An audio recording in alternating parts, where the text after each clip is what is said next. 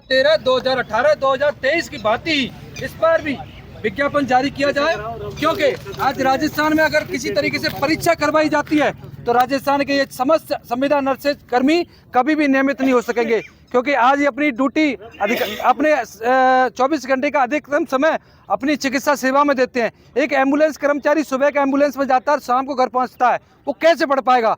एक संविदा agency placement कर्मचारी एसएमएस जैसी चिकित्सालय में रात्रिकालीन ड्यूटी करता है, उसके लिए पढ़ाई करना संभव नहीं है। वो पढ़ाई को छोड़े हुए 5-5, 10-10 साल उनको हो चुके हैं, तो उनके लिए परीक्षा देना संभव ही नहीं है। मैं राजस्थान की संवेदनशील सरकार से यही कहना चाहता हूं कि आपके लिए रास्ता पहले से ही निकला हुआ है। सुप्रीम कोर्ट का आदेश है कि राजस्थान के समस्त संविदा नर्सेज को नियमित करने के लिए आप पूर्व भर्तियों की भांति इस बार भी मेरिट प्लस बोनस से भर्ती निकालें, जिससे राजस्थान के समस्त संविदा नर्सेज नियमित हो सकें।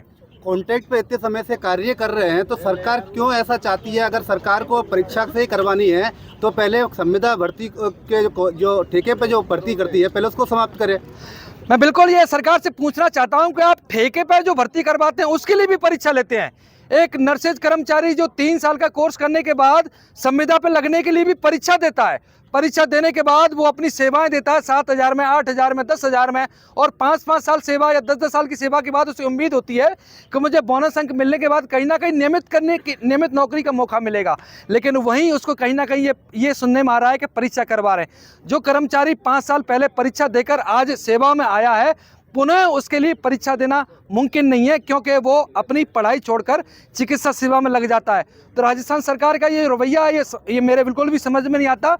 मैं माननीय मुख्यमंत्री जी को कहना चाहूँगा कि एक बार जो परीक्षा देकर संविदा कर्मचारी लग चुका है, एक बार इंटरव्यू देकर 108 में, राजमेश में, प्लेसमेंट में, समस्त भर्तियों में वो परीक्षा देकर ही लगा है, तो उसने अपनी योग्यता तो पहले ही सिद्ध कर दी है और वो प्रैक्टिकल भी बेरोजगार छात्रों की तुलना में अच्छे से कर सकता है, क्योंकि वो पहले से ही चिकित्सालय में अपनी सेवा दे रहा है।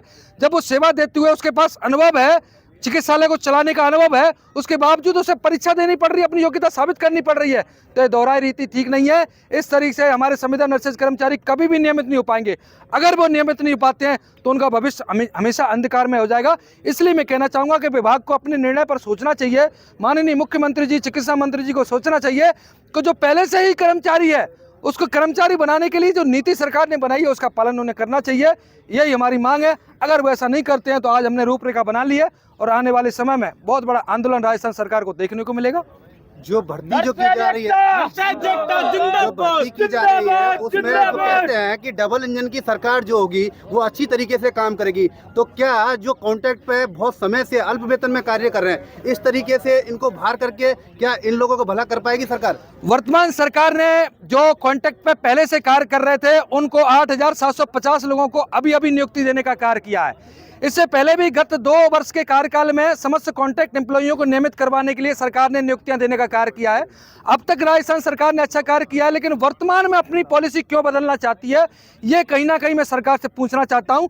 जो अल्प वेतन में 7,900 रुपये काम करके अपने परिवार को चला रहा है और 5 वर्ष की चिकित्सा सेवा करने के बाद उसको अनुभव हो जाता है कि चिकित्सालय में किस तरीके से मरीजों की सेवा की जाती है, किस तरीके से मरीजों का इलाज किया जाता है, किस तरह से दवाइयां दी जाती हैं, सारा अनुभव उनके पास होने के बावजूद भी राजस्थान सरकार क्यों अपनी नीतियों में परिवर्तन करना चाहती है, ये राजस्थान की संविदा नर्सेज को समझ में नहीं आता। और मैं सिर्फ उनको यही कहना चाहता हूं कि जो रास्ता पहले से साफ सुथरा बना हुआ है, जो सुप्रीम कोर्ट से निकला हुआ है, आप उसी रास्ते को चलाएं।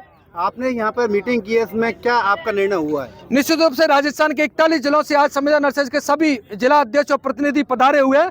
उन सब ने निर्णय लिया कि राजस्थान सरकार ने कहीं ना कहीं अगर परीक्षा से कराने का अपना उद्देश्य बनाया है तो राजस्थान सरकार को संविदा नर्सेज से अब बिल्कुल भी शांति की उम्मीद नहीं करनी चाहिए, क्योंकि संविदा नर्सेज कभी भी शांत रहने वाली नहीं है। जिस तरीके से आप हमें 7,900 रुपये में काम करवाने के लिए मजबूर कर रहे हैं, हम भी आपको अपनी शक्ति और ऊर्जा से मजबूर कर देंगे कि आप हमें सबसे पहले नियमित नियुक्ति दें। Thank you. हमारे साथ में और भी कर्मचारी आए हैं यहाँ पर मीटिंग में। सर क्या कहेंगे आप?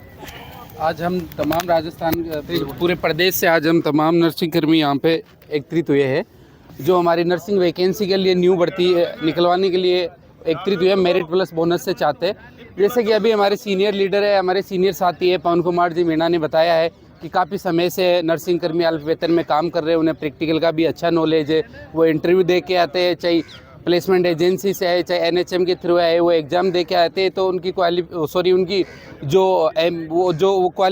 एग्ज़ाम क्वालिफाई करके आते हैं तो उनका पहले ही वो परीक्षा तो उनकी हो चुकी होती है। दूसरी बात, वो प्रैक्टिकल लोडेड आदमी है जो 2-2, 3-3, 4-4 साल काम कर चुके होते हैं, तो उनको जो फ्रेशर है उनसे जो प्रैक्टिकल लोडेड है उनको काफ़ी मतलब अच्छा उनको अनुभव होता है।